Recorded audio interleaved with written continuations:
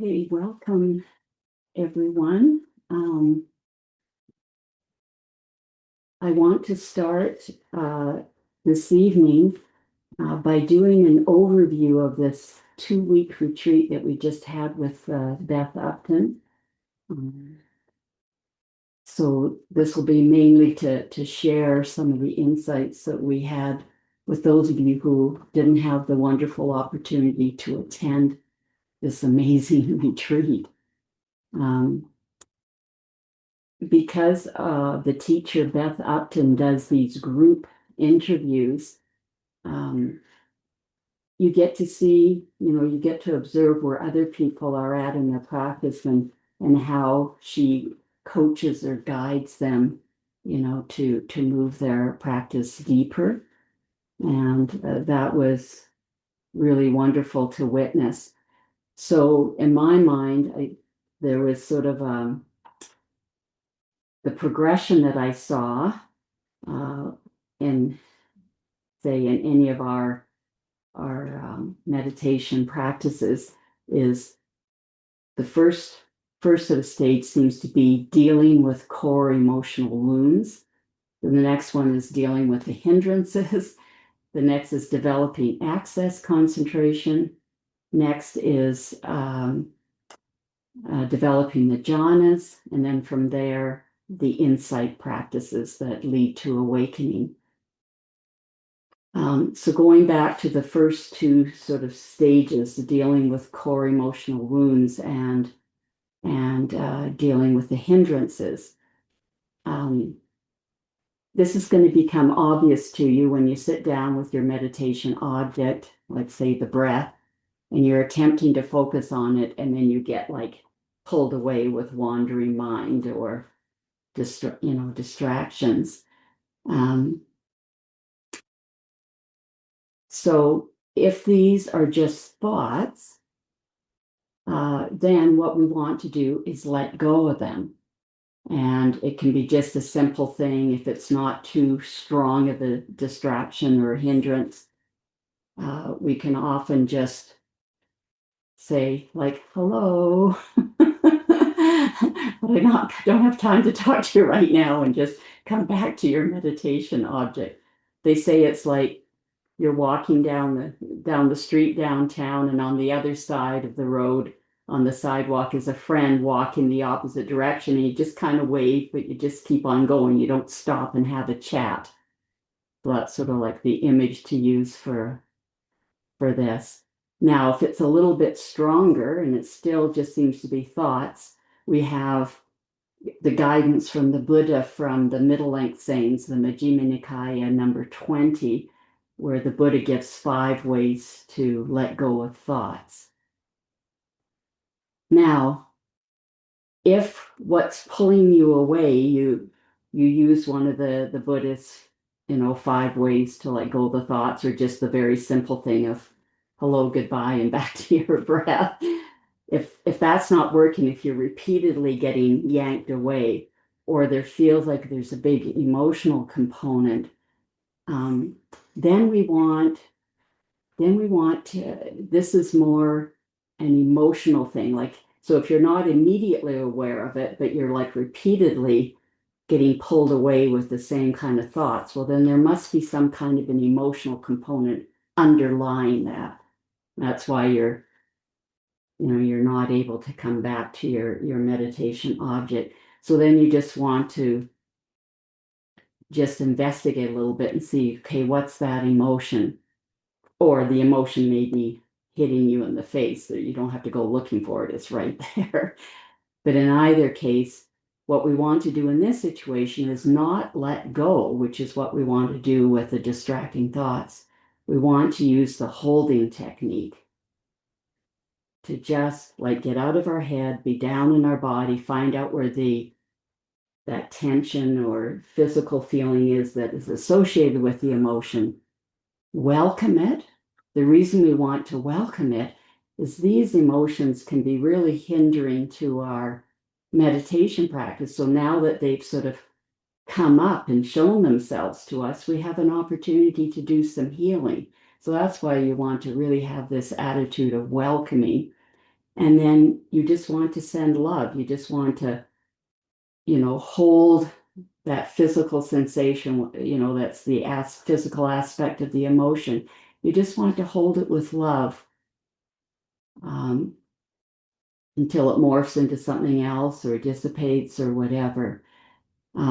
And what you're doing is you're sort of healing the core wound when you're being there with this emotion, with acceptance, with love, then you're healing, whatever that core wound might be of, your individuality not being accepted, or, a message of not being good enough or belonging or cared about or loved, whatever. You're sort of, giving that missing experience to yourself. So there were quite a few people in the retreat who, I think they were working on um, this aspect of their practice for the entire retreat. Some just were doing it at the beginning, and then things settled and they were able to move on. The big message that Beth gave is you do not heal core emotional wounds or big emotional issues with the Dhamma. Like you don't say, oh, anatta, not self. Okay, there's no solid self in here, so why should I deal with this, Or everything's impermanent, so just let it go. Or we're not supposed to be attached to things, or we're supposed to let things go. She said, you do not use those sort of concepts from Dhamma to heal an emotional wound. An emotional wound has to be healed with love. So, and it was really beautiful witnessing this, because I've been to many, many retreats, and I've never seen a meditation teacher deal with core emotional wounds. I thought that was so beautiful. So, so that's the sort of the first two stages, dealing with emotional issues, then just dealing with, the wandering mind, our hindrances. And then the next stage that happens is called access concentration. And this is when our hindrances are settled down. Our brain's no longer sort of wanting something to be different, or feeling aversion to something, or feeling restless or drowsy or doubting. That sort of settled down, and you're able to just sort of be more continuously with your breath, or, whatever your meditation object is. Um, uh, so that's the sort of next stage. Now, the block for many of us for getting into this sort of access concentration stage is that we're not staying with our meditation object off the cushion. So we sit down to meditate for X amount of time each day, and we're with our breath, and then we leave the cushion and we leave our meditation object and just get busy with our life. And so it's like your practice is start, stop, start, stop, start, stop, start, stop. So you never really can get into this sort of deeper access concentration stage. So what Beth is, saying, what we really need to do is when we get off the cushion, as long as we're not having to like be really focused on some task or talking to somebody, like if you're just doing something that's kind of routine where you don't have to, it doesn't engage your brain power that much, then be with your meditation object. And this makes it more continuous so that when you sit down, practice, you're already, part way there. And then this will really help this access concentration stage to develop. Um, and then from there, like once that stage is strong enough, then you'll slip into the jhanas, and I'm not going to talk more about them, because we're actually, the next part of this evening is going to be focusing totally on the jhanas. So I'll just leave that for now. And then what happens when you're in the jhana states, all of your sort of external senses are shut down because you haven't been paying attention to them. You've just been focusing on your meditation object. So kind of the hearing shuts down, the sight, taste, touch, smell. And in the jhanas, you're having a pure experience of the mind, which is it's a very beautiful experience. And then when you emerge from that and your external senses, start to come online again, for a period of time after coming out of the jhanas, you have incredible mindfulness and incredible clarity. So this gives you the perfect sort of opportunity to be able to really see reality.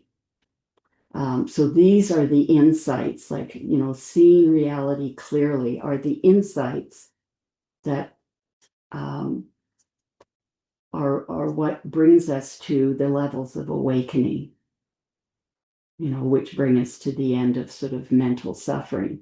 So that's the ultimate goal of our practice.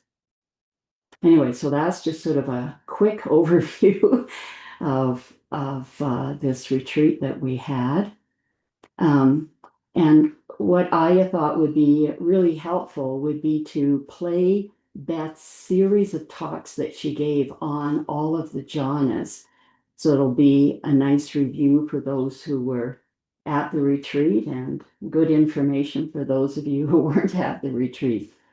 So I'm not going to put this on the recording because that might be a copyright infringement. But if you want to review these, you go to Tricycle Magazine online and then just search for like Beth Upton and then Jhana Talks. There is a subscription fee, but you can get a subscription as small as 1 month. I can't remember what the price is. It's not too much, but if it's still the price is inhibiting for you, there is a little box or something you can tick off that that says this would be a hardship for you to pay for this, and then I believe that you can get it pro bono, for no charge. And 1 month is plenty of time to sort of review all of the recordings. Okay, so we'll move to Beth Upton and the Jhanas.